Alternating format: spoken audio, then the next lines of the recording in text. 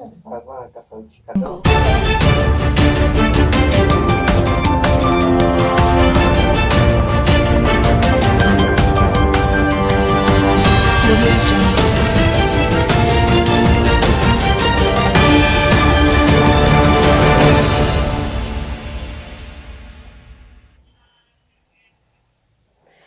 very good afternoon. Welcome to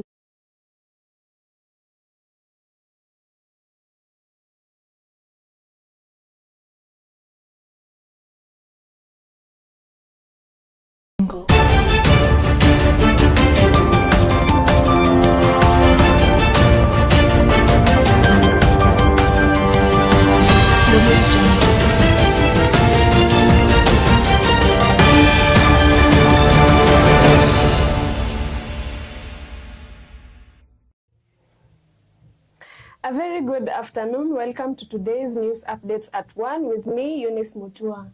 Now on to our first story. Families in Nyamavila, Kayole have been left stranded and homeless after bulldozers destroy their homes.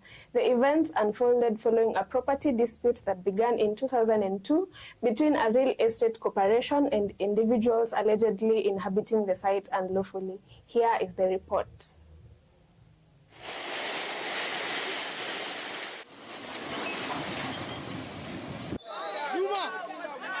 Wakati nilikuja hapa, mimi sikujua hii manyumba ilikuwa ya mradi. Mimi niliruhusiwa property nikijua pesa zangu zile zote nimesanya kwa KDF nisiweke hapa, niendelee kukula pole pole. Na nikalipa 900 million. Baada ya mwaka moja ubomozi ukatokea. I have just arrived this morning at 7:30 only to realize that my house is being demolished. We just started running away because already the bulldozer was just next to my bed. Even I was almost dying. So I left everything. We just ran, plus with our children and everything. This land belongs to Nairobi City Council. I have evidence to show this land belongs to Nairobi City Council. Polycarp kazi yake ni kutumia pesa, anaharas watu huku. People are dying. Angalia ile nyumba ya shosho kule imebomolewa. Shosho mzee. This is the one that they should follow. OCPD is hiding like a child huku ndani. Nimemtafuta nimpatie hii kitu. Ametumia kwa WhatsApp, anasema achukongi vitu kwa WhatsApp. Mwenye boma alikuwa amesema mimi nausia watu wale muko. Kwa hiyo plots nataka kila plot milioni 3. Sasa hao wanabomolewa sio kupenda kwao, walikataa kukomboa kulipa pole pole. These houses walipiga X 1 month ago na landlord wetu wakapiga rangi. Unaona? Wakapiga tulipewa notice. Me thank God sijabomolewa. Doctors pledged to paralyze operations nationwide starting on Sunday as the health services crisis worsens daily. The Kenya Medical Practitioners, Pharmacists and Dentist Union, KMPDU, skipped scheduled government negotiations and requested that the government adhere to the return to work formula that was previously decided upon with the medical professionals. Here is the report.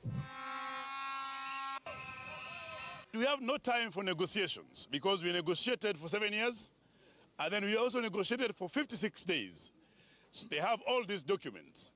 So we want a total implementation of the agreements. We want to see the interns pay their debts. We want to see doctors in the counties pay their debts. We want to see doctors in the ministry pay their debts. From Friday, they should stop admitting patients so that on Saturdays and Sundays they see which ones to discharge.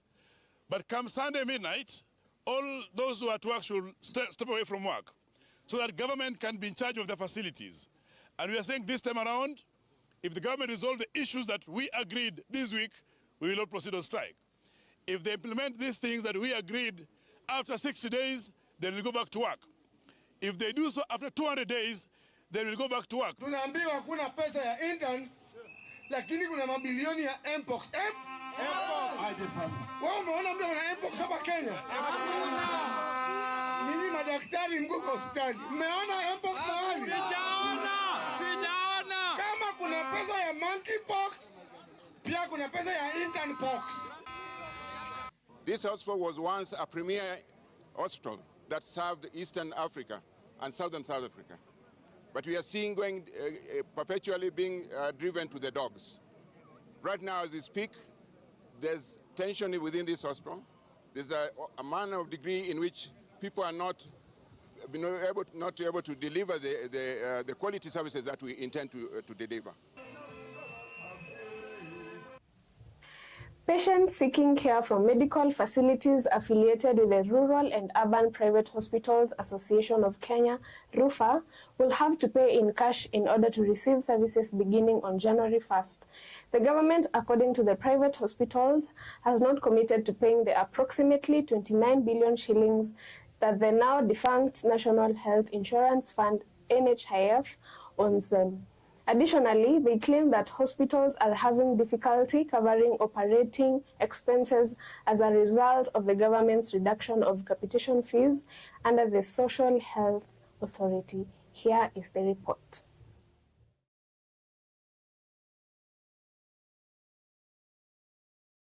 Unless there is substantial move to settle NHIF liabilities, from 1st of January, we will move to out-of-pocket payment. We have no other way. How do we keep the facilities open? You cannot have 3/4 of hospitals that have not paid their workers for the last 3 months and expect that healthcare will be normal.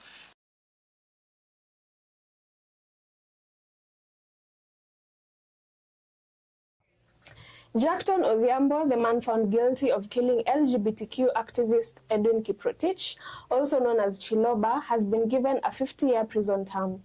When imposing the sentence, Justin Ruben Nyakundi concluded that Chiloba's murder was premeditated and well-planned, and that it even merited the death penalty. The sentence has been well received by Chiloba's family. The middle ground for me, Jackson, for you, is to serve a custodial sentence of 50 years imprisonment, taking into account that you have been in demand custody. Those years you have been in custody be removed as a credit for you. The years you spent under 16332, that after committing the death, destroying the evidence in the apartment, going for a motor vehicle, buying the metallic box which is used as a first coffin. These are actions which cannot really be in the context of remorse, whatever, even if you use Black Law Dictionary to define the word remorse and regret. Today's sentence to us is not that bad, because 50 years, Simba, although it will not bring back our brother from the grave, he is gone, but it's not that bad. It's fair. The government has moved swift to address an impending financial crisis in the devolved units. The executive has directed Treasury to provide 32 billion shillings, subject to equitable share distribution for November. During the 11th regular session of the National and County Governments Coordinating Summit, a decision was made to give the county governments the corresponding resources and unbundled functions starting in July 2025. As and when the situation improves, we want to be consistent as we support counties to discharge. The Treasury has worked hard over the weekend, and that money will not have to wait for the Thursday deadline. It will be released today. That the corresponding resources related to the unbundled and gazetted functions shall be transferred.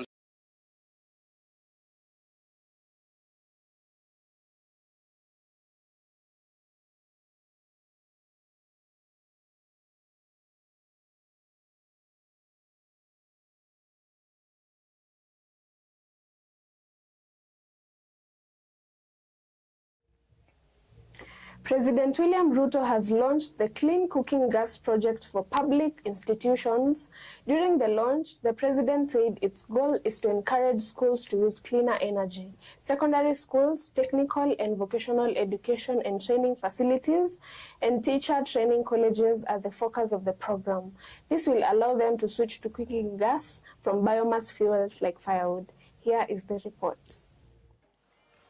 I am inviting the private sector to work with us on this very important project of delivering clean energy to all our schools.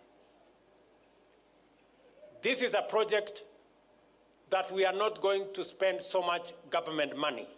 This project is going to be financed by the private sector. As we buy cars from them, they will be required to install all the LPG tanks in our schools and in our other facilities. Now on to sports news.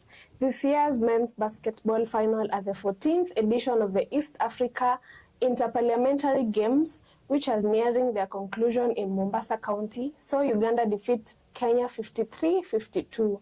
The Kenya played at KPA Mand Hall, saw Uganda win the first quarters 14-13 and second quarters 15-14, before Kenya recorded a 15-14 victory in the third quarter. The fourth quarter ended in a 10-point draw with Uganda winning by a single point. Meanwhile, all medal-winning teams will be presented on Tuesday, with Uganda having successfully defended their overall title. Here is the report.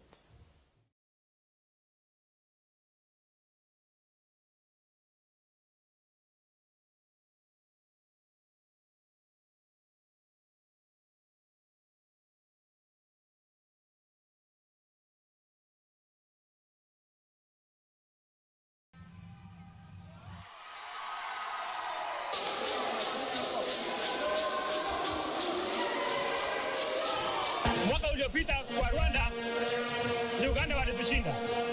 Hii mwaka ilikuwa mauano. Tumesema tumepostpone hiyo victory mpaka tutapokutana na hawa mwaka ujao. Asiyekubali kushindwa si mshindani. Lakini waliotazama mchuano wamejionea kwa macho kwamba tuko na uwezo, tuko na talanta. Ni kwamba nia hatukuwa nayo, lakini uwezo tulikuwa nao. Na kuhakikishia kwamba njia tunayo, mwaka ujao tutawaadhibu kichapo cha mbwa mdomo juu. We have come to the end of our news updates at 1. Thank you so much to everyone who made this successful. Do have a good afternoon. My name is Eunice Mutua.